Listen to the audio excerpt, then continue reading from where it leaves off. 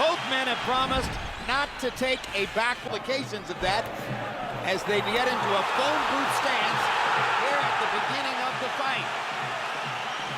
And referee Joe Cortez rules a slip rather than a knockdown. And by that, we refer to the fact that his brother Matthew Hatton fought on the undercard, already warning both fighters about excessive clinching.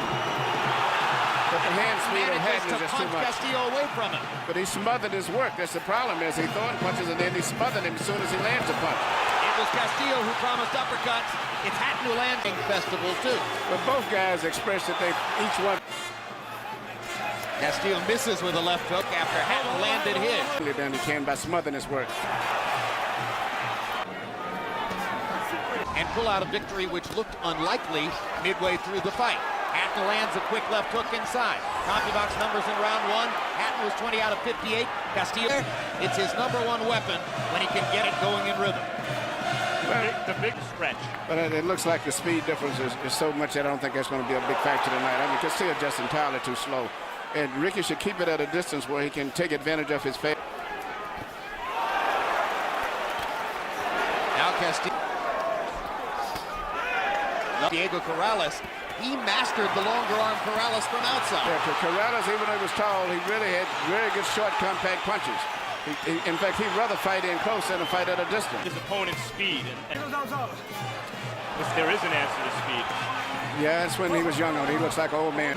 But Ricky still isn't making him use his legs as much as he should. Big has the equivalent of his own marching band in the stands behind him, and they will be stimulating songs and chants in Hatton's favor throughout.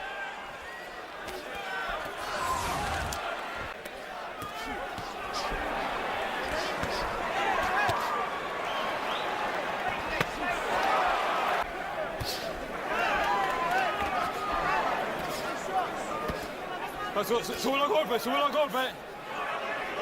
I want to hold against angles, that's one thing.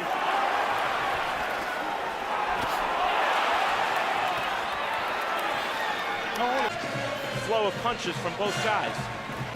Get him out.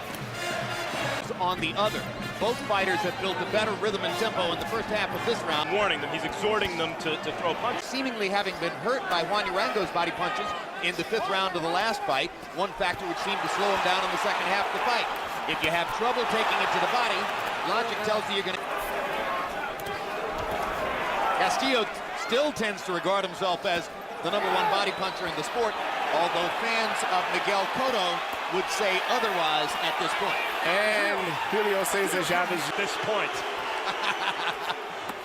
Oh, there's a terrific left hook to the body by Ricky Hatton. And it sets up an uppercut upstairs and another right uppercut for which Castillo feels a need immediately to retaliate. Good left hook by Hatton, pleasing the crowd with sharp action in round 3. That round, probably a harbinger of what comes, grabs him. And he's been doing it the whole fight. He gets away with it. Castillo's got to catch him on the way in, or you're going to see a shutout. All the holding is the one initiating the clinch, whether or not Castillo's playing ball.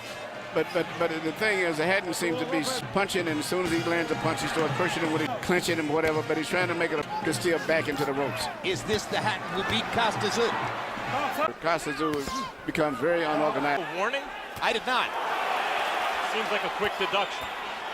During a discussion that took place among all 3 of the principals in the ring. One way or another, no protest from Castillo. The official scores, Castillo's got an uphill fight on his hands.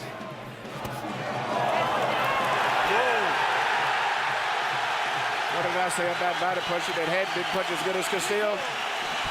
Well, maybe Castillo doesn't take him as well as Hatton. Yes, it's being ruled a knockdown. It was a knockdown. As Castillo went to and he stays on the canvas, and this fight is over. The perfect left hook to the liver ends the fight.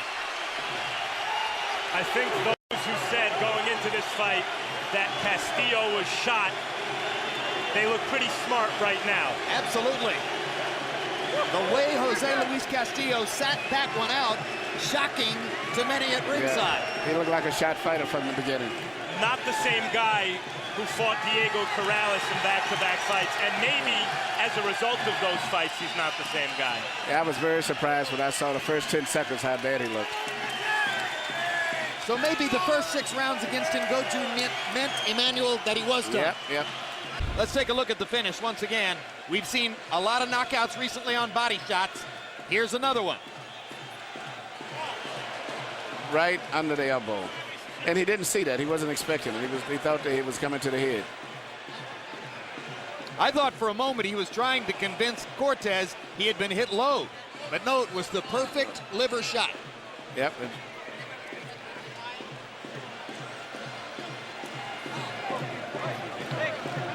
One more look at Ricky Hatton's perfect location of the left hook under the right arm. And that's unusual to see Mexican fighters, because in training, they all the time, that's their favorite punches, is exchanging left hooks to the body. This is what Mexican fighters...